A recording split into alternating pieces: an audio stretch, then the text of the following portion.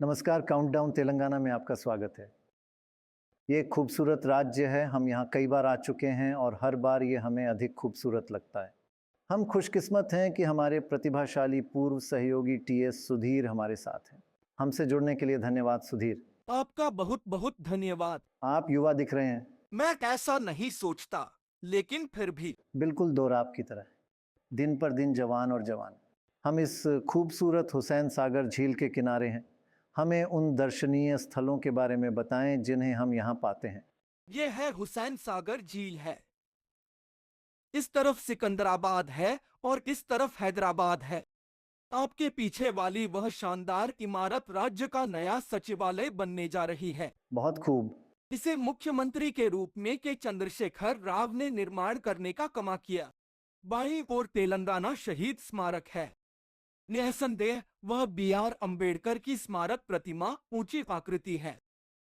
ओह, वहाँ, हाँ। झील के अंदर बुद्ध की मूर्ति है, जिसे केएनटी-4 ने मुख्यमंत्री रहते हुए बनवाया था। यह वह मूर्ति है जो झील के अंदर चली गई थी और उसे बाहर निकालना पड़ा था। ओह! उन्हें इसे वापस लाना पड़ा था, इसीलिए इस झील के साथ काफ़ी इतिहास जुड़ा हुआ है।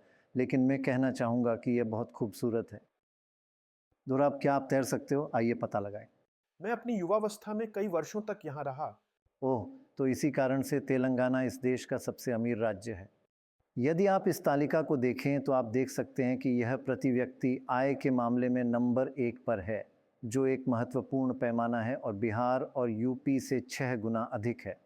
ये एक अभूतपूर्व सफलता की कहानी है। अब अगर राज्य में अलग-अलग पार्टियों की राजनीतिक ताकत पर नज़र डालें तो यही नज़र आता है। पूर्व की ओर कांग्रेस है, पश्चिम की ओर बीआरएस है जो केसीआर की पार्टी है और तेलंगाना के ऊपरी हिस्सों की ओर बीजेपी है जो अन्य पार्टियों की तुलना में थोड़ी मजबूत है। लेकिन सबसे पहली बात, राजनीति में उतरना सबसे बड़ा झटका रहा एक तरह से टीआरएस का उल्लेखनीय उदय और बीआरएस का नाटकीय पतन है। याद रखें 2009 में सबसे टीआरएस को केवल 2 सीटें मिलीं। फिर यह संख्या 17 सीटों में से 11 हो गई, फिर 14, फिर सबसे बड़ी पार्टी होने के नाते 9 हो गई और फिर अचानक कुछ महीने पहले 2023 में यह गिरकर 6 सीटों के बराबर रह गई।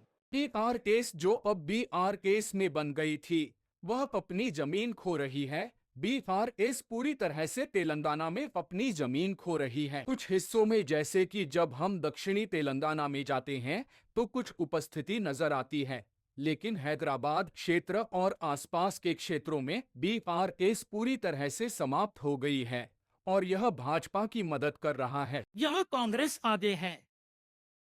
इससे पहले यह BRS का दबदबा था। अभी तो कांग्रेस की लहर है। यहाँ हमने सोचा था कि केसीआर की जगह कोई नया व्यक्ति आएगा, इसलिए ग्रामीण क्षेत्र में हमने मिलकर बेहतर बदलाव के लिए रेवंत रेड्डी को चुना है। विधानसभा में ये थोड़ा नीचे चली गई है। उन्हें उठने में समय लगेगा। उनका खेल खराब हो गया है। केसीआर भी अच्छे थे, लेकिन यह बदलाव का वक्त था। हम उन मोर्चों पर विफल रहे। एक तो जनसंपर्क इसका करना था, जैसा कि आपने कहा, ऐसा नहीं होना चाहिए था। भले ही आपने पिछले वर्षों में सार्वजनिक क्षेत्र में अधिकतम संख्या में रोजगार उपलब्ध कराए हैं, लगभग 2 लाख बच्चों को सरकारी क्षेत्र में नौकरियां दी गईं। दुर्भाग्य से हमने इसके बारे में कोई बड़ा शोर नहीं मचाया, जो मुझे लगता है कि हमें करना चाहिए था। हम उस मोर्चे पर विफल रहे। इसके अलावा मुझे लगता है कि हमने सोशल मीडिया की ताकत और यह किस तरह का प्रभाव डाल सकता है, इसे कम करके आंका, क्योंकि पहले धारणा होती है और फिर वास्तविकता होती है। दुर्भाग्य से, जबकि वास्तविकता यह है कि हमने प्रति व्यक्ति वृद्धि के मामले में भारत के किसी भी अन्य राज्य की तुलना में बहुत बेहतर प्रदर्शन किया है। अन्य सभी सूचकांकों के मामले में हम लोगों को यह विश्वास नहीं दिला सके कि हम भारत के किसी भी अन्य राज्य की तुलना में बेहतर प्रदर्शन कर रहे हैं। और इसके अलावा अन्य प्रचार भी थे जो हमारे विरोधियों द्वारा शुरू किए गए थे। मुझे लगता है कि हमने समय पर, उचित समय पर उनका मुकाबला नहीं किया, जो हमें करना चाहिए था। तो कहा जा सकता है कि हम मामूली अंतर से हार गए। यह हमारे और कांग्रेस के बीच का अंतर था, जिसका शाब्दिक अर्थ है कुल मतदान वोटों में से लगभग 4 लाख, 4 लाख विषम वोट जो बहुत अधिक नहीं है, लेकिन फिर भी लोकतंत्र में एक वोट का अंतर भी मायने रखता है। तो बात यह है कि अब हम प्रमुख विपक्ष हैं। हमारे पास 119 में से 29 सीटें हैं। इसलिए आप जानते हैं, राज्य चलाने के लिए हमें 2 कार्यकाल दिए गए थे और अब हम यहाँ लोगों की चिंताओं को उठाने और कई चीजों पर सरकार को चुनौती देने की भूमिका में आ गए हैं। हारने के कारण में क्या ये था कि पार्टी या कार्यकर्ता या विधायक या जो भी हो, लोगों से दूर हो गए, आप अब उनसे उतने जुड़े नहीं थे? मैं कहूँगा कि यह भी एक कारण है, क्योंकि मुझे लगता है कि सरकार में रहने के 10 साल, सटीक कहें तो 9.5 साल, कभी-कभी एक तरह से अलगाव ला देते हैं। यदि इस पर ध्यान दिया जाए तो ऐसा नहीं होना चाहिए था। तो हाँ, आप भी सही कह रहे हैं कि एक अलगाव था, जो फिर से हार की मुख्य जड़ थी। बुनियादी कारण यह भी होगा कि हम पार्टी कार्यकर्ताओं की देखभाल नहीं कर रहे थे। हम पार्टी के कार्यकर्ताओं को उतना शिक्षित नहीं कर रहे थे जितना हमें करना चाहिए, क्योंकि वे मुख्य रूप से पार्टी और जनता, पार्टी कैडर के बीच सेतु का काम करते हैं। दुर्भाग्य से मैं कहूँगा कि वह फोकस भी गायब था। ये एक मजबूत दो दल वाला राज्य है। इसलिए यदि आप कांग्रेस और बीआरएस के बीच वोटों के अंतर को देखें तो यह केवल 2 या 3% का अंतर है। क्या ऐसा है कि कांग्रेस बीआरएस की कीमत पर आगे बढ़ी है? असल में आइए हम वास्तव में इसे ग्राफिक बनाते हैं। कांग्रेस बनाम बीआरएस की लड़ाई में कांग्रेस आगे है, लेकिन केवल मामूली वोटों के अंतर से, जैसा कि दोरा बात कर रहे थे। किसी चीज़ के प्रति जागरूक रहे और हम उस तक पहुंचेंगे। भाजपा चुपचाप इन दोनों की कीमत पर आगे बढ़ रही है। लेकिन कांग्रेस और बीआरएस के बीच सीटों के बड़े अंतर को देखें। 10 और 6 या 17 सीटों में एक बड़ा अंतर है।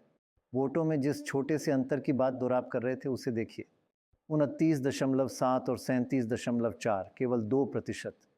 और धीरे धीरे पृष्ठभूमि में बीजेपी उभर रही है। बीआरएस और कांग्रेस के बीच विभाजन लाभ उठा रही है। इस चुनाव में लोग कह रहे हैं कि बीजेपी को फायदा हो रहा है। ये पहले से काफ़ी बदलाव है और बीआरएस के नीचे जाने से इसे फ़ायदा हो रहा है, क्योंकि बीआरएस मतदाता कभी भी कांग्रेस को वोट नहीं देंगे, क्योंकि वे वर्षों से दुश्मन रहे हैं, दुश्मन प्रतिद्वंद्वी नहीं। इसलिए जब वे नीचे जाते हैं तो भाजपा ऊपर जाती है। क्या ये सच है? यह सच नहीं है, क्योंकि बीआरएस कांग्रेस उन्होंने तेलंगाना आंध्र प्रदेश में एक साथ काम किया था। राजशेखर रेड्डी के शासनकाल में उन्होंने आंध्र प्रदेश में एक साथ चुनाव लड़ा और के चंद्रशेखर राव कांग्रेस शासन में कैबिनेट मंत्री थे। मनमोहन सिंह के समय और टीआरएस विधायक राजशेखर रेड्डी के शासनकाल में भी कैबिनेट मंत्री हैं। वे मंत्रालय में भी थे। और अभी हाल ही में राष्ट्रपति चुनाव हुए, मैडम मुर्मू जी निर्वाचित हुई। उस समय भी तेलंगाना में चुनाव की पूरी जिम्मेदारी कांग्रेस पार्टी की ओर से केसीआर ने ली थी। इसीलिए वे मित्र हैं। यहां तक कि केसीआर पुराने कांग्रेस पार्टी के व्यक्ति भी हैं। हम कभी भी बीआरएस के साथ नहीं रहे। कांग्रेस बीआरएस के साथ कई बार सहयोगी रही, इतने वर्षों तक साथ रही। मेरा मतलब है मतदाता, वे एक दूसरे को पसंद नहीं करते, वे कांग्रेस को पसंद नहीं करते, इसलिए वे आपके पास आते हैं। इस बार कांग्रेस के वोटर भी मेरे पास आए। बीआरएस ही नहीं, कांग्रेस के वोटरों ने भी तेलंगाना में समर्थन दिया। वह एक विशेष मामला है। कल भी मैंने व्यक्तिगत रूप से देखा और मुझे अलग अलग कोनों से मेरे विधानसभा क्षेत्र से भी फीडबैक मिला है। जहां तक कि कांग्रेस समर्थकों ने भी कहा कि इस बार हम आपका समर्थन करने जा रहे हैं और इस बार हम मोदी का समर्थन करने जा रहे हैं। तेलंगाना के गठन के बाद से यहाँ 2 विधानसभा चुनाव और अब 2 लोकसभा चुनाव हो चुके हैं। लोकसभा चुनाव में आप लगातार विधानसभा चुनाव से बेहतर प्रदर्शन कर रहे हैं। क्या ऐसा है कि मोदी फैक्टर आपके लिए काम करता है और यही आपको विधानसभा आगे में आपका बढ़ाता है? प्रदर्शन लोकसभा में आपके प्रदर्शन से आधा भी अच्छा कैसे नहीं है? निश्चित रूप से मोदी फैक्टर इसलिए है क्योंकि वे मेरे नेता हैं और वे पार्टी का नेतृत्व कर रहे हैं और वह देश में प्रधानमंत्री के रूप में सरकार में अच्छे काम कर रहे हैं। यही कारण है कि तेलंगाना के लोगों की संख्या बहुत अधिक है और वे मोदी के दीवाने हैं। जाहिर तौर पर हर कोई कह सकता है कि इस बार हम तेलंगाना में मोदी का समर्थन करने जा रहे हैं। हर कोई, यहाँ तक कि ग्रामीण क्षेत्र भी, क्योंकि उन्होंने टीआरएस को वोट दिया। हाल ही में बीआरएस और हाल के उपचुनावों में उन्होंने कांग्रेस पार्टी का समर्थन किया। कांग्रेस का कहना है कि वह पहले से ही सरकार में है, इसलिए अब इन चुनावों में हम नरेंद्र मोदी का समर्थन करने जा रहे हैं। यह एक बात है जिसे हर कोई कह रहा है। ये सच है। जब हम विधानसभा चुनाव का अध्ययन कर रहे थे तो लोग कहते थे कि विधानसभा के लिए हम कांग्रेस को वोट देंगे, लोकसभा के लिए हम मोदी को वोट देंगे। यह एक बड़ा वोट है जिसे हम नरेंद्र मोदी और दिल्ली के वोट का समर्थन करने जा रहे हैं। कुछ लोग कहते हैं कि दिल्ली के वोट से हम मोदी का समर्थन करने जा रहे हैं। हम दिल्ली में पीएम मोदी को चाहते हैं, इसलिए हमें उन्हें वोट देना होगा। अरे, केंद्रीय योजनाएं सभी की मदद कर रही हैं। हमें गारंटी पर कोई भरोसा नहीं है। हमें बीआरएस पर भरोसा है, इसलिए राज्य के लिए बीआरएस, केंद्र में बीजेपी। जहां टीआरएस, कांग्रेस और बीजेपी के बीच त्रिकोणीय मुकाबला है। सभी तीन के बीच है। हाँ, तीनों। कौन थोड़ा ज्यादा आगे बढ़ रहा है? बीजेपी थोड़ा आगे हैं, बीबी पाटिल आगे हैं। पीएम मोदी के सत्ता में आने के बाद से भारत को अंतर्राष्ट्रीय स्तर पर पहचान मिली है। पहले ऐसा नहीं था, इसलिए मैं मोदी को वोट दूंगा। राष्ट्रीय बीजेपी भाजपा आएगी। टीआरएस ने यहाँ अच्छा काम किया है। मैं राज्य में टीआरएस और केंद्र में भाजपा को वोट दूंगा। भाजपा स्पष्ट रूप से बड़ी पार्टी नहीं है, लेकिन पिछली बार जब हम विधानसभा चुनाव के दौरान यहाँ आए थे तो लोग कह रहे थे कि ये बहुत स्पष्ट है कि हम बीआरएस को वोट नहीं दे रहे हैं। विधानसभा चुनाव में हम कांग्रेस को वोट दे रहे हैं, लेकिन लोकसभा चुनाव में हम मोदी को वोट देंगे, यही सब ने कहा। तो एक अंतर्निहित भावना है जो यहाँ भाजपा को और मजबूत बना रही है। निश्चित रूप से जब लोकसभा चुनावों की बात आती है तो सबसे पहले मोदी फैक्टर के कारण, और जैसा कि आपने कहा, नवंबर विधानसभा चुनावों के दौरान जब आप यात्रा कर रहे थे तो उनमें से कई ने कहा कि विधानसभा चुनावों में यदि आप बीआरएस मतदाता हैं, हम केसीआर को वोट देंगे, लेकिन लोकसभा चुनाव में हम मोदी को वोट देंगे। और मुझे लगता है कि बीआरएस और भाजपा मतदाता ओवरलैप होते हैं, क्योंकि मूल बीआरएस मतदाता, उनकी अधिकांश आबादी तेलुगु देशम कैडर से आती है, जो केसीआर के साथ टीआरएस बीआरएस में चले गए। वह स्वभावतः कांग्रेस विरोधी है। हाँ, कांग्रेस विरोधी, इसलिए वे कांग्रेस को वोट नहीं देंगे। इसलिए राष्ट्रीय स्तर पर कांग्रेस की तुलना में भाजपा कहीं अधिक उपयुक्त पाई जाती है। यही कारण है कि आप देखेंगे कि लोकसभा चुनाव में भी आरएस के पास कोई मौका नहीं है। इस विशेष लड़ाई में मैं भाजपा को वोट देना अधिक पसंद करूंगा। बहुत ही रोचक। बीआरएस के वोट यदि वे स्थानांतरित होते हैं तो कभी भी कांग्रेस को स्थानांतरित नहीं होंगे। कुछ भी हो, वे भाजपा को जाएंगे। लेकिन ऐतिहासिक रूप से यदि आप विधानसभा चुनावों में लोग कैसे मतदान करते हैं और लोकसभा में कैसे मतदान करते हैं, इसके बीच अंतर को देखें तो एक साथ चुनाव होने पर यह बहुत छोटा अंतर है। सही। उदाहरण के लिए आंध्र में पिछली बार वस्तुतः कोई अंतर नहीं था। उड़ीसा में कुछ अंतर है, लेकिन आप सही हैं। आमतौर पर लोग एक बूथ में जाते हैं और दोनों बार एक ही पार्टी का बटन दबाते हैं। जैसा कि मैंने कहा, विशेष रूप से आंध्र में, लेकिन उड़ीसा में ऐसा नहीं। जब मोदी बहुत लोकप्रिय हैं, जहां भी वे बहुत मजबूत होते हैं, मुझे लगता है कि लोग अपना वोट बांट देते हैं। अन्यथा जब चुनाव एक साथ होते हैं तो वे उसी रास्ते पर चले जाते हैं। सही सही। अब कांग्रेस पार्टी के बारे में क्या? ये वास्तव में आपके आकार की दिलचस्प कहानी है। ज़रा इस पर एक नज़र डालें। तेलंगाना के गठन के साथ ही कांग्रेस का लगभग सफाया हो गया और फिर 6 महीने पहले ये अचानक वापस लौट आई। इसने 2009 में 12 सीटें जीतीं, 17 में से 12 जो 2-3-3 तक। और इस बार फिर से विधानसभा क्षेत्रों के वोट को यदि लोकसभा सीटों में बदलते अही तो ये 3 से 10 सीटें हो जाती हैं। यह एक बहुत बड़ा उछाल है। हमने देश के किसी भी राज्य में सबसे अच्छे कांग्रेस नेताओं में से एक माने जाने वाले रेवंत रेड्डी से बात की और उनके पास इस चुनाव के मुद्दों पर बात करने के लिए बहुत कुछ था और वे इन मुद्दों को कैसे संभाल रहे हैं। हमारी गारंटी एक ठोस गारंटी है। इस बार मैं ये भी कह रहा हूँ कि 15 अगस्त से पहले किसानों का 20,000 रुपए का कर्ज माफ कर दूंगा। 2 लाख किसानों का मतलब 30,000 से अधिक करोड़ का कर्ज माफ किया जाएगा। ये बहुत बड़ी रकम है। हाँ, निश्चित रूप से हम जो भी कह रहे हैं जिम्मेदारी से कह रहे हैं और उस जिम्मेदारी को निभाने का प्रयास भी कर रहे हैं। ये सभी सुधार, ये सभी 5-6 वादे आपको अभी इस चुनाव में ले जाने के लिए पर्याप्त हैं? नहीं, मुझे और भी बहुत कुछ करना है, क्योंकि लोगों ने बहुत विश्वास और उम्मीद के साथ वोट किया है। लेकिन 100 दिन में 7 दिसंबर को मैंने कार्यभार संभाला और 7 मार्च को चुनाव संहिता आ गई, तो 100 दिन में मैंने इतना कुछ कर दिया। और मुझे और भी बहुत कुछ करना है, मुझे और भी बहुत कुछ करना है, इसलिए मैं प्रयास करता रहता हूँ। मुसलमानों के लिए 4% आरक्षण पर मोदी के हमले को आप कैसे संभाल रहे हैं कि आप एक मुस्लिम समर्थक हिंदू विरोधी पार्टी हैं, यही उन्होंने कहा है, आप इसे कैसे संभालेंगे? नरेंद्र मोदी व्हाट्सएप यूनिवर्सिटी का इस्तेमाल कर झूठ बोलने के वाइस चांसलर बन गए हैं और उनके साथ के सभी लोगों को इसमें डॉक्टरेट की उपाधि मिली है।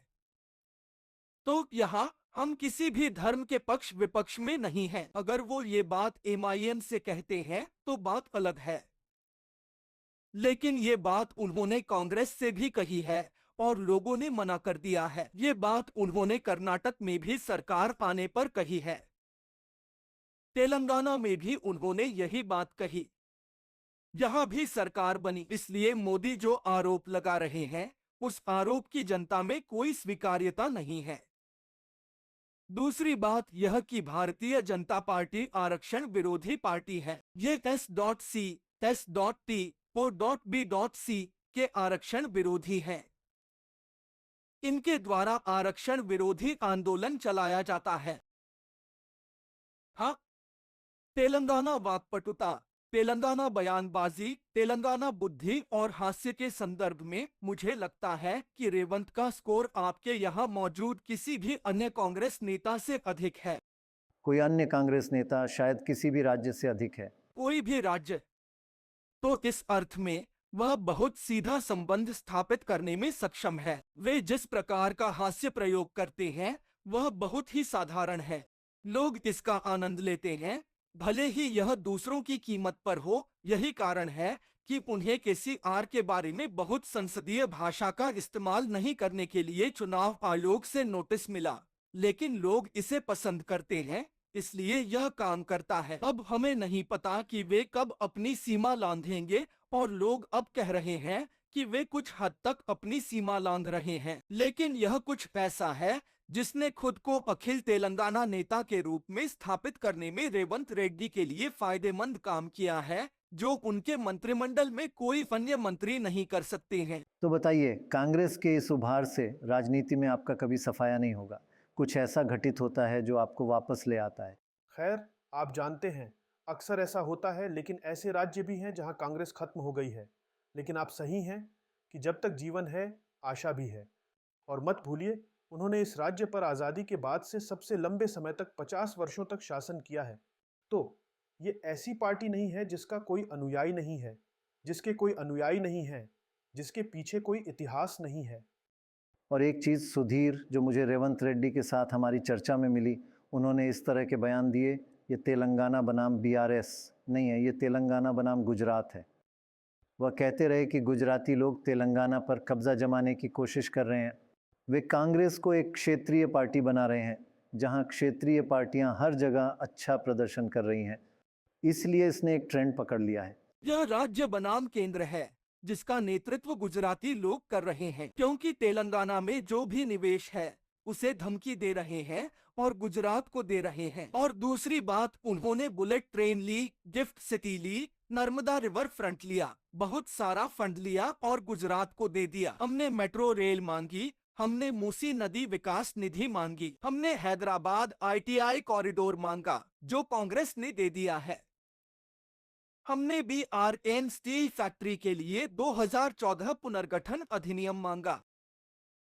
उन्होंने गाजीपेट में कोच फैक्ट्री नहीं दी। NTPC को 400 वॉट बनाकर उन्होंने नहीं दिया। उन्होंने IIM नहीं दिया।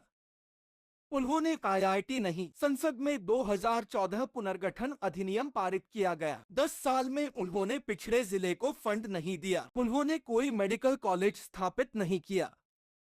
पालमूर रंगा रेड्डी ने हमें लिफ्ट सिंचाई राष्ट्रीय परियोजना नहीं दी। उन्होंने तेलंगाना को कुछ नहीं दिया। उन्होंने कुछ नहीं दिया। इसीलिए तेलुगु में हम कहते हैं, भाजपा ने क्या दिया? गर्दा गुड्डू। उन्होंने गर्दा गुड्डू को दिया। तो आप तेलंगाना गौरव के लिए लड़ रहे हैं? बिल्कुल, मैं तेलंगाना का प्रतिनिधित्व कर रहा हूं।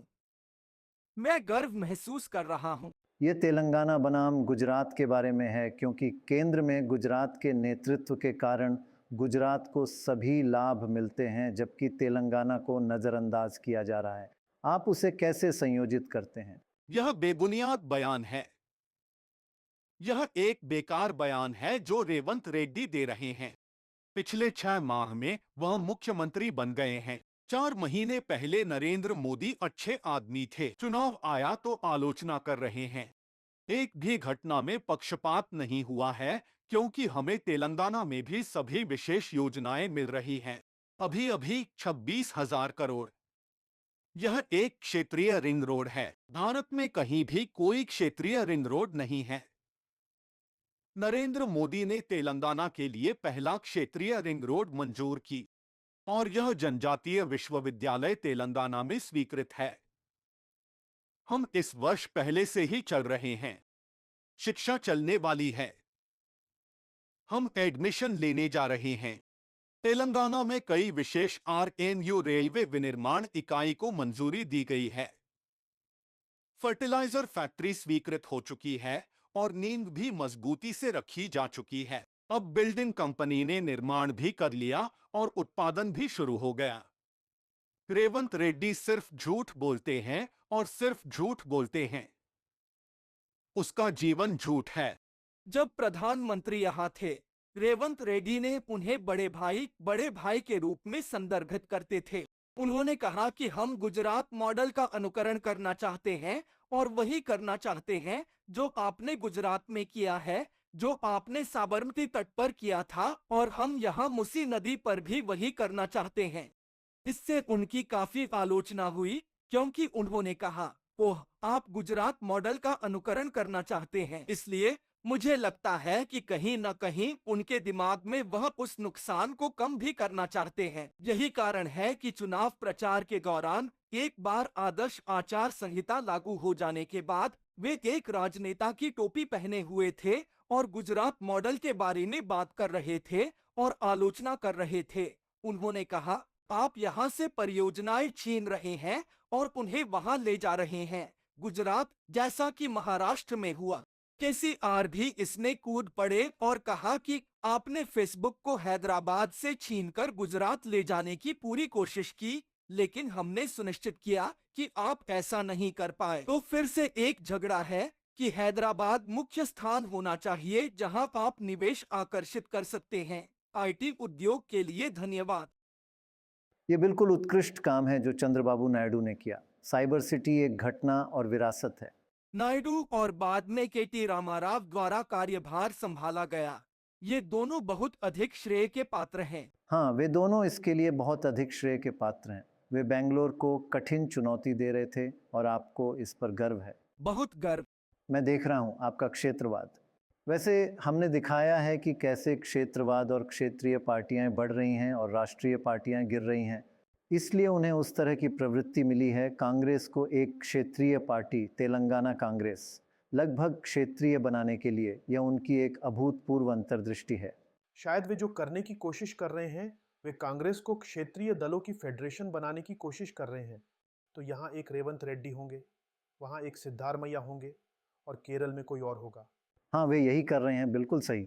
हम बनते हैं, हम एक नाम के तहत एक पार्टी हैं, लेकिन हम प्रत्येक स्थानीय चीजें अलग अलग करते हैं। नहीं, राजशेखर रेड्डी के शासनकाल के दौरान राजशेखर रेड्डी एक बहुत शक्तिशाली क्षेत्रीय क्षत्रप थे। रेवंत रेड्डी भी कुछ वैसा ही बनने की कोशिश कर रहे हैं, एक शक्तिशाली क्षेत्रीय क्षत्रप बनने की भी कोशिश कर रहे हैं। रेवंत रेड्डी और यह एक साजिश सिद्धांत है। रेवंत रेड्डी पड़ोसी राज्य आंध्र प्रदेश में वाईएस जगनमोहन रेड्डी की सफलता भी देख रहे हैं। तो कल अगर कुछ होता है तो आप नहीं जानते कि तेलंगाना की राजनीति कैसे हिल सकती है। और बीआरएस जैसी एक क्षेत्रीय पार्टी अगर यह नीचे जाती है तो कल एक क्षेत्रीय पार्टी तेलंगाना में उभर सकती है। कौन जानता है? भाजपा के बारे में क्या? इस लोकसभा चुनाव में जो कारक महत्वपूर्ण हैं उनमें से एक ये है कि भाजपा राज्य विधानसभा बनाम लोकसभा में कैसे अलग प्रदर्शन करती है। ज़रा इस पर एक नज़र डाल। वे विधानसभा चुनावों की तुलना में लोकसभा में बेहतर प्रदर्शन करते हैं। वास्तव में यदि आप 2018 विधानसभाओं से 2019 लोकसभा तक देखें तो 6 महीने बाद भाजपा का वोट प्रतिशत 7% से बढ़कर लगभग 20% हो गया। यह 6 महीने पहले की विधानसभा की तुलना में लोकसभा में लगभग 3 गुना अधिक है। अगर इस बात को ध्यान में रखें तो इस बार क्या होने वाला है? इस बार भाजपा 7% से कहीं अधिक ऊंचे बेस से शुरुआत करेगी। 6 माह पहले विधानसभा चुनाव में उन्हें 14% वोट मिले थे। ये 7 से 2 गुना अधिक है। इसलिए यदि वे पिछली बार की तरह आनुपातिक रूप से बढ़ते हैं तो आप लोकसभा चुनाव में 30+ या उससे अधिक के बारे में बात कर रहे हैं। क्या ऐसा होगा? क्या ऐसा नहीं होगा?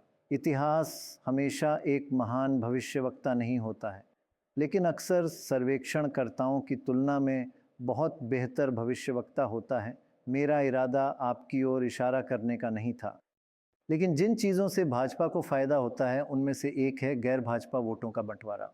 अगर कुल मिलाकर गैर भाजपा वोटों पर नज़र डालें तो यह अब तक करीब 80% है और वह लगभग बीच से बंटा हुआ है। 40% कांग्रेस को जा रहा है और 37% बीआरएस को जा रहा है। जब विपक्ष इस तरह से बंटा हुआ है तो भाजपा को फायदा होना ही है ना? भाजपा आगे है।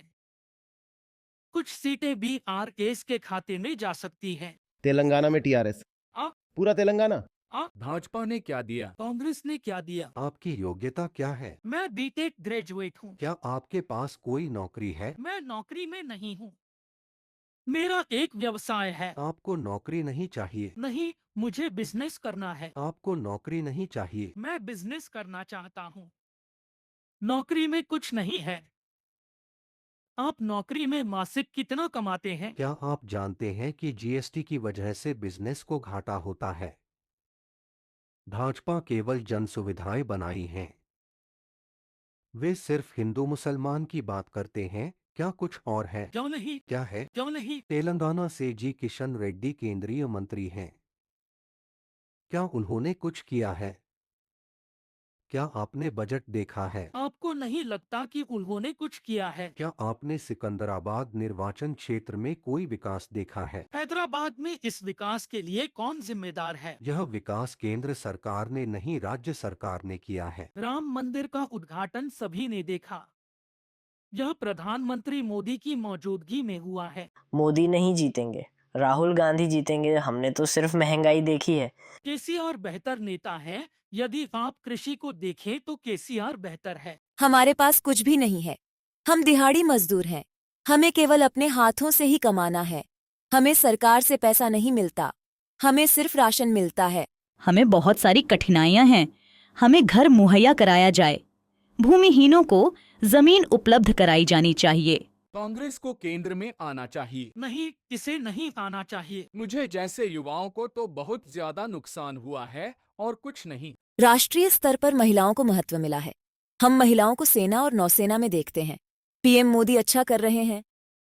मोदी जी पार्टी को बहुत अधिक सम्मान दिलाते हैं, जो वह उस राज्य में नहीं करते जहां पार्टी पहले से ही मजबूत है। तो आप जानते हैं मोदी प्रभाव है, हमने पहले इस पर चर्चा की थी, जो पूरे देश में कुल मिलाकर 10-12% है। लेकिन विधानसभा लोकसभा में मोदी जी भाजपा के वोट को 10-12% बढ़ाते हैं। 2018 में यह 7% से बढ़कर लगभग 20 होने का एक कारण पुलवामा प्रभाव था, जिसने मोदी प्लस पुलवामा ने प्रभावित किया। इस बार यह मोदी है और इसकी तुलना में 2019 जैसा था। और राम मंदिर, क्या इसका यहाँ कोई प्रभाव पड़ रहा है? कम से कम 4 निर्वाचन क्षेत्रों आदिलाबाद, निजामाबाद, करीमनगर और चेबेल्ला में कुछ हद तक मुझे लगता है कि ये 4 निर्वाचन क्षेत्र हैं जहां हम राम मंदिर का प्रभाव देख पाए हैं। इसका मुख्य कारण स्थानीय भाजपा और संघ कैडर द्वारा किए गए प्रयास हैं। अयोध्या से लाए गए प्रसाद को बांटते हुए तस्वीरें भी बांट रहे हैं। करीमनगर के उम्मीदवार बंदी संजय ने राम मंदिर की लगभग 5 लाख तस्वीरें बांटी हैं। तो Modi factor plus Ayodhya plus तथ्य यह है कि BRKS के पास कोई राष्ट्रीय कहानी नहीं है, इसलिए BRKS वोट भाजपा में जा रहा है। और यही कारण है कि तेलंगाना में चुनाव को कांग्रेस और भाजपा के बीच केक के रूप में देखा जा रहा है। लेकिन मुझे लगता है कि कहानी में हमेशा कोई न कोई मोड़ आ सकता है। कल की रिपोर्ट के बाद ऐसी खबरें सुनने को मिल रही हैं जिनमें कुछ चौंकाने वाली बातें सामने आ सकती हैं। आज हमने सुधीर से जो सीखा है वह यह है कि BRS और भाजपा एक परिवार का हिस्सा है जो टूट गया और एक दूसरे के पास चला गया। कांग्रेस के लिए नहीं, कांग्रेस एक और परिवार बनाती है और भाजपा और BRS एक परिवार हैं और उनके बीच वोट शेयर में बड़ा अंतर है। दोहराब दिलचस्प बात यह है कि BRKS नेता, दूसरी पंक्ति के नेता अपने मतदाताओं से कह रहे हैं कि यदि आप भाजपा को वोट देंगे तो इससे भाजपा मजबूत होगी और BRKS कमजोर होगी। बेहतर होगा कि आप कांग्रेस को वोट दें ताकि लड़ाई BRKS और कांग्रेस के बीच ही रहे, क्योंकि अगर भाजपा अधिक शक्तिशाली हो जाती है तो एक क्षेत्रीय ताकत के रूप में हम नीचे चले जाएंगे। इसलिए यह रणनीतिक वोटिंग भी काफी दिलचस्प होने वाली है जिस तरह से यह खेलती है। लोगों ने हमें जो दिलचस्प बातें बताईं उनमें से एक ये है कि BRS की अचानक गिरावट इसलिए हुई क्योंकि उन्होंने अपनी रणनीति बदल दी। वे ही वह पार्टी थी जिसने तेलंगाना का निर्माण किया। वे तेलंगाना के लोगों के लिए एक तेलंगाना पार्टी थे। फिर अचानक KCR ने TRS को BRS में बदलने का फैसला किया और एक अखिल भारतीय पार्टी बनने की कोशिश की। तो मतदाता कह रहे हैं हमारा क्या, आप भूल गए हैं। आपने अपनी भूमिका बदल दी है क्योंकि आप एक अखिल भारतीय पार्टी बनना चाहते हैं, लेकिन हम आपसे प्यार करते हैं क्योंकि आप हर चीज़ से ऊपर तेलंगाना के लोगों को रखते थे। इसलिए जब अन्य राष्ट्रीय पार्टियां मौजूद हों तो क्षेत्रीय पार्टी से राष्ट्रीय पार्टी में जाना उनके लिए कारगर नहीं रहा है। मैं आपको बताता हूं कि एक लोकप्रिय मुक्केबाजी कहावत है जहां वे कहते हैं कि इससे कोई फर्क नहीं पड़ता आप कितनी जोर से मुक्का मार सकते हैं, मायने यह रखता है कि आप कितनी जोर से मुक्का मार सकते हैं और फिर वापस आ सकते हैं। मुझे लगता है कि KCR जिस लचीलेपन के लिए जाने जाते हैं उसके लचीलेपन को कांग्रेस पूरी तरह से कम करके आंक रही है, क्योंकि KCR ने पिछले 24 वर्षों में दिखाया है कि वे राख से फीनिक्स के रूप में उभरने की क्षमता रखता है। इसलिए उन्होंने स्वयं को पुनः आविष्कृत किया है। वस्तुतः पिछले 2 दशकों में जब भी हमारे विरोधियों ने उन्हें नकारा, उन्होंने उन्हें आश्चर्यचकित कर दिया है। और मुझे लग रहा है कि हम 4 जून की इस पोस्ट के बारे में बातचीत कर सकते हैं। मुझे लग रहा है कि वह संसदीय चुनाव में हमारे विरोधियों को एक और आश्चर्य देने जा रहे हैं। खैर, कन्नाडी MK ने खुद को अखिल भारतीय बना लिया, लेकिन इससे उनकी क्षेत्रीय पहचान पर कोई असर नहीं पड़ा। हाँ, वे जमे रहे। वे तमिलनाडु की पार्टी बने रहे, लेकिन अब TRS BRKS बन गई। जब मैं अभियान के दौरान KCR से मिला तो उन्होंने कहा नहीं नहीं, वह कोई गलती नहीं थी। वास्तव में मैं महाराष्ट्र विधानसभा चुनाव लड़ने जा रहा हूं, इसलिए उनका यही सपना है कि यह एक राष्ट्रीय पार्टी है। लेकिन सौदेबाजी में, नाम में इस बदलाव के परिणाम स्वरूप आप तेलंगाना की भावना से वंचित हो गए।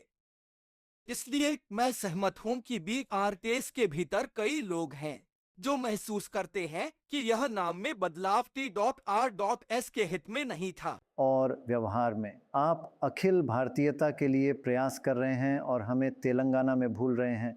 हो सकता है गलती हो गई हो।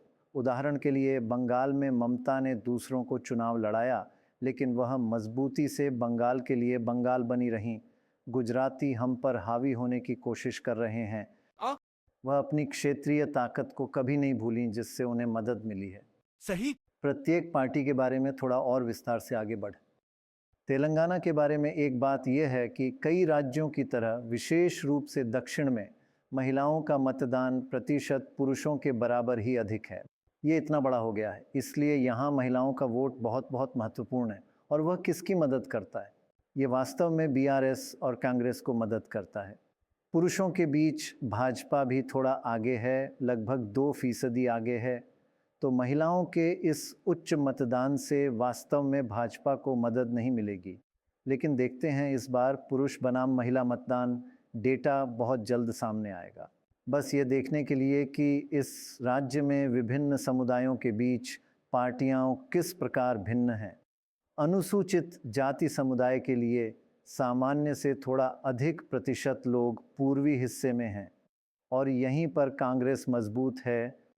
और जहाँ तक मुसलमानों का सवाल है, ग्रेटर हैदराबाद के आसपास पश्चिमी हिस्से में उनकी सघनता अधिक है और यहीं पर बीआरएस मजबूत हुआ करते थे। और निश्चित रूप से एमआईएम। हम इस बार फिर देखेंगे कि क्या यह पैटर्न जारी रहता है। नरेंद्र मोदी का काम अच्छा है, लेकिन कुछ वाक्य जैसे घुसपैठिए, पारंपरिक हिंदू हार छीन लेंगे, यह इस लोकतांत्रिक देश में उचित नहीं है। क्योंकि जब से भारत की आज़ादी के लिए सभी लोग एक साथ आए, तब से हम सभी धर्मों के प्रति भाई बहन की तरह हैं। इसलिए यह वाक्य मुसलमानों को आहत कर सकता है, क्योंकि आज़ादी के बाद से भारत में सभी धर्मों के लिए एकीकरण और सम्मान देखा गया है। त्योहारों को एक साथ मनाना, एक साथ खाना खाना, एक दूसरे से मिलना आदि। हमारे पास मुसलमानों और हिंदुओं और सिख और ईसाइयों के बीच वास्तव में अच्छे संबंध हैं। मैं केसी हूँ, कांग्रेस को वोट दूंगा। कौन? हाथ। ठीक है, हाथ। और असेंबली? असेंबली में भी हाथ। इस क्षेत्र में मुस्लिम और ईसाई हैं और वे कांग्रेस को वोट देना पसंद करते हैं। कांग्रेस सत्ता में आएगी। इस क्षेत्र में कांग्रेस आएगी। इस क्षेत्र में ही नहीं, पूरे भारत में कांग्रेस सत्ता में आएगी। भारत में? और इस क्षेत्र के बारे में क्या? मैंने कहा था पूरे भारत में आएगी। ठीक है। कांग्रेस का वापस आना जरूरी है। मोदी के लिए ये मुश्किल नजर आ रहा है। महंगाई बढ़ रही है। हम मौजूदा हालात से काफी परेशान हैं। राहुल गांधी सत्ता में आए तो राहत मिलेगी। हमें कड़ी मेहनत करनी होगी। बिना परिश्रम के हमारा पेट भरने वाला कोई नहीं है। गरीबों की किसी को परवाह नहीं है। और अंत में हम देखेंगे कि कौन सी पार्टियां अधिक शहरी हैं और कौन सी अधिक ग्रामीण हैं। यदि आप समग्र रूप से तेलंगाना में कुल प्रतिशत विभाजन को देखें तो 60% ग्रामीण और 40% शहरी है। मोटे तौर पर अब 62 और 38 का समय है। अब एनडीए को शहरी क्षेत्रों में जितने वोट मिलते हैं, इसलिए ये कहीं अधिक शहरी पार्टी है भाजपा और एनडीए। कांग्रेस अधिक ग्रामीण है, बीआरएस 60-40 देश के बाकी हिस्सों की तरह। तो कुल मिलाकर भाजपा और एनडीए अभी भी काफ़ी शहरी पार्टियां हैं। वे ऐसे थे, लेकिन अब तो वे आगे बढ़ रहे हैं ना। हाँ, क्योंकि इस बार के विधानसभा चुनाव नतीजे बताते हैं कि उन्होंने आदिलाबाद, निजामाबाद क्षेत्र में बहुत सारी सीटें जीती हैं। सही सही। वह विशेष रूप से शहरी नहीं है। सही सही सही। वहाँ आदिवासी बेल्ट वगैरह है, इसलिए वे फैल रहे हैं। वे फैल रहे हैं मुख्यतः इसलिए क्योंकि कई स्थानीय उम्मीदवार मजबूत थे।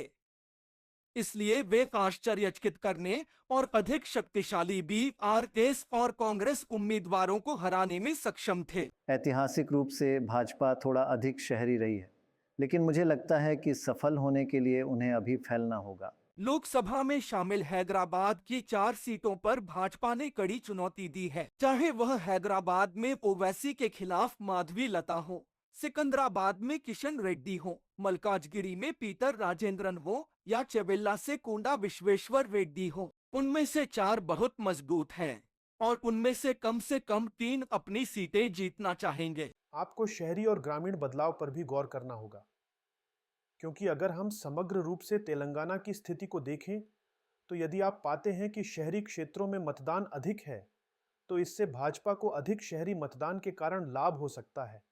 सही सही। लेकिन हैदराबाद में मतदान का प्रतिशत बेहद खराब रहा है, तो ये बुरा प्रभाव डालता है। मतदान के कारकों में से एक यह है कि कैडर आधारित पार्टियों को कम मतदान से लाभ होता है, क्योंकि वे अपने लोगों को बाहर निकालते हैं, जबकि अन्य पार्टियां भावना और स्वैच्छिकता पर भरोसा करती हैं। इसलिए यदि यह बहुत अधिक मतदान नहीं है तो स्वैच्छिक हिस्सा नहीं आया है। मतदान के दिन मुझे एक दिलचस्प बात पता चली, जो कि लगभग 2 बजे या 3 बजे के आसपास था। वहां कई मुस्लिम समर्थक एमआईएम के सदस्य थे। वे जाकर उन लोगों के दरवाजे खटखटा रहे थे जिन्होंने मतदान नहीं किया था। उनसे बाहर आने और मतदान करने के लिए कहा गया, क्योंकि चिंता थी कि मतदान प्रतिशत कम था और यदि भाजपा अपने कैडर को संगठित करने में सक्षम थी, जैसा कि आपने कहा, और उन्हें वोट देने के लिए प्रेरित किया, तो वास्तव में एमआईएम के अधीन हो सकता है किसी प्रकार का तनाव। इसलिए उन्होंने वास्तव में यह सुनिश्चित किया कि उनके समर्थक सुबह 6 बजे से पहले मतदान करने आएं। हमने इस देश में मुस्लिम समुदाय के सबसे मुखर नेताओं में से एक ओवैसी से बात की और उन्हें मुस्लिम समुदाय की स्थिति के बारे में क्या कहना है और वे अपने खिलाफ हमलों का सामना कैसे कर रहे हैं। मेरी सोच और मेरा तर्क यह है कि यदि आप समावेशी भारत के बारे में बात करते हैं तो आप केवल कुछ शब्द नहीं बोल सकते हैं। आप जानते हैं कि जमीन पर मुस्लिम उम्मीदवार दें, सुनिश्चित करें कि वे जीतें। आप ऐसा करने में सक्षम नहीं हैं। ठीक है, उत्तर प्रदेश में आपने कुछ उम्मीदवार दिए हैं, लेकिन उन निर्वाचन क्षेत्रों से जहां मुस्लिम 40% से अधिक हैं, पश्चिम बंगाल में वही बात है। और संसद में आपके सांसदों की संख्या बहुत कम है। डॉक्टर रॉय, हाँ, इस वर्तमान संसद में केवल 4.3% हैं। 1/4। हाँ, बिल्कुल। तो फिर यह लोकतंत्र का प्रतिनिधि स्वरूप कैसे है? क्या आपने इस चुनाव के पहले चरण में प्रचार शैली में कोई बदलाव देखा है? मोदी जी ने अपना असली चेहरा दिखाया है, मुस्लिम अल्पसंख्यकों के खिलाफ होने की असली गारंटी दी है। मुसलमानों को घुसपैठिया कहकर महिलाओं का मंगलसूत्र छीनकर और मुसलमानों को दे दिया जाएगा। जिहादी और अमित शाह हैदराबाद आकर कहते हैं कि 40 साल से रजाकार यहां जीत रहे हैं, इसलिए भाजपा अपने मूल चेहरे पर वापस आ गई है। वे चंद्रन प्रवेश, अर्थव्यवस्था में सेनानी, सुरक्षा परिषद में स्थायी स्थान, G20 को भूल गए हैं। क्या आप भी इस बार बीआरएस का समर्थन कर रहे हैं? नहीं, जहां तक तेलंगाना का सवाल है, विधानसभा चुनाव के आधार पर कांग्रेस ने ग्रामीण इलाकों में जीत हासिल की, जहां मुस्लिम कम हैं। शहरी क्षेत्रों में कांग्रेस जीत नहीं सकी क्योंकि हमने उस समय बीआरएस का समर्थन किया था। आप इस समय क्या कर रहे हैं? इस बार हमने कहा है कि 16वीं लोकसभा सीटों पर हैदराबाद में एमआईएम पार्टी का समर्थन करें। कृपया सुनिश्चित करें कि भाजपा हार जाए। हमने भाजपा के खिलाफ वोट नहीं करने का आह्वान नहीं किया है। क्या आप थोड़ा सा एक तरफ झुक रहे हैं? नहीं नहीं, हम नहीं हैं। मेरा दिल हमेशा से यही रहा है कि भाजपा सत्ता में ना आए।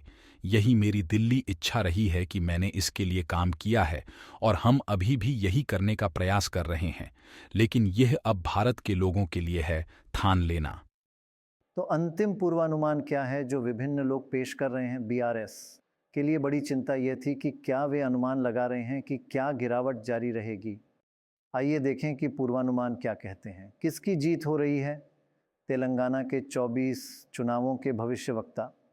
जनमत सर्वेक्षणों के सर्वेक्षण में कहा गया है कि भारत या कांग्रेस पार्टी को 17 में से 9 सीटें मिलने जा रही हैं। एनडीए को 4 मिलने जा रहा है, यानी बीजेपी। बीआरएस को फिर से 3 तक कम किया जा रहा है, जैसे कि ये पुराने दिन थे। और दूसरे जीत गए वह एमआईएम है। हर कोई कह रहा है कि ओवैसी जीतने जा रहा है। चुनावों के अलावा विधानसभा चुनाव भी अच्छे भविष्यवक्ता हैं और विधानसभा चुनावों के बाद का रुझान, खासकर जब लोकसभा चुनाव से 6 महीने के भीतर विधानसभा चुनाव होते हैं, और विधानसभा चुनाव का पूर्वानुमान इसी ओर इशारा करता है। इसमें लिखा है इंडिया यानी कांग्रेस लगभग 8 सीटें, एनडीए 6 सीटें, बीआरएस 2 और अन्य 1। ऐसा इसलिए क्योंकि पिछली बार का रुझान इस बार भी विधानसभा से लेकर लोकसभा तक जारी रहने का अनुमान लगाया गया था। तो इसमें उछाल हो सकता है और ये कम आकलन हो सकता है। इसके अलावा मुझे लगता है कि जो हो रहा है वह यह है कि विधानसभा चुनावों में बीआरएस के इतने खराब प्रदर्शन के बाद बीजेपी ने बीआरएस से कई जीतने वाले नेताओं को अपनी पार्टी में आयात किया है। हाँ, आप जानते हैं, भाजपा जैसी पार्टी का अनुमान लगाना हमेशा मुश्किल होता है कि विधानसभा अच्छा प्रदर्शन नहीं करती और अचानक लोकसभा में पहुंच जाती है। जैसा कि आप कह रहे थे, यह लगभग 30% तक बढ़ सकता है और जब ऐसा होगा तो उन्हें 6, 7, 8 सीटें मिल सकती हैं। यह मुकाबला कड़ा होने वाला है। मुझे लगता है कि बीआरएस वास्तव में विवाद में नहीं है, लेकिन कांग्रेस और भाजपा के बीच कुछ विवाद प्रतीत होता है। आपको क्या लगता है कि लोकसभा चुनाव का यहाँ की राज्य सरकार पर क्या प्रभाव पड़ेगा? ये कांग्रेस की सरकार है। अगर बीजेपी लोकसभा में अच्छा प्रदर्शन करती है तो क्या यह यहाँ कांग्रेस सरकार के लिए खतरा होगा? मुझे लगता है कि 17 लोकसभा सीटों में से 9 से कम और विधानसभा सीटों की संख्या के बराबर कुछ भी रेवंत रेड्डी को किसी तरह की जांच के दायरे में लाएगा, क्योंकि उनके अपने मंत्रिमंडल में बहुत सारे सीएम पद के इच्छुक हैं जो उन पर दबाव डालना चाहेंगे। इसलिए रेवंत रेड्डी किसी तरह के दबाव में होंगे। हालांकि उन्होंने आगे बढ़कर नेतृत्व किया है, लेकिन जहां तक कांग्रेस पार्टी का सवाल है, वे मुख्य प्रचारक रहे हैं। लेकिन हाँ, वह दबाव में होंगे और भाजपा उन पर दबाव डालना चाहेगी, पब अमित शाह से जुड़े उस पूरे वीडियो टेप मुद्दे के साथ। इसलिए उन सभी चीजों के चलन में आने से कुछ दबाव होगा। इसलिए जहां तक तेलंगाना का सवाल है, बहुत सारी राजनीति होगी जो दैनिक आधार पर होती रहेगी। मैं कहने जा रहा हूँ, यहाँ पार्टी के सभी नेता तेलंगाना में उच्च क्षमता वाले हैं। वैसे केसीआर ने भविष्यवाणी की है कि 6 महीने में ये सरकार जाने वाली है। उन्होंने यही भविष्यवाणी की है, इसलिए मैं वापस आऊंगा। इसलिए आप कभी नहीं जान पाएंगे कि अगले कुछ महीनों में चीजें वास्तव में कैसी होंगी। काउंटडाउन तेलंगाना पर हमारे साथ बने रहने के लिए धन्यवाद।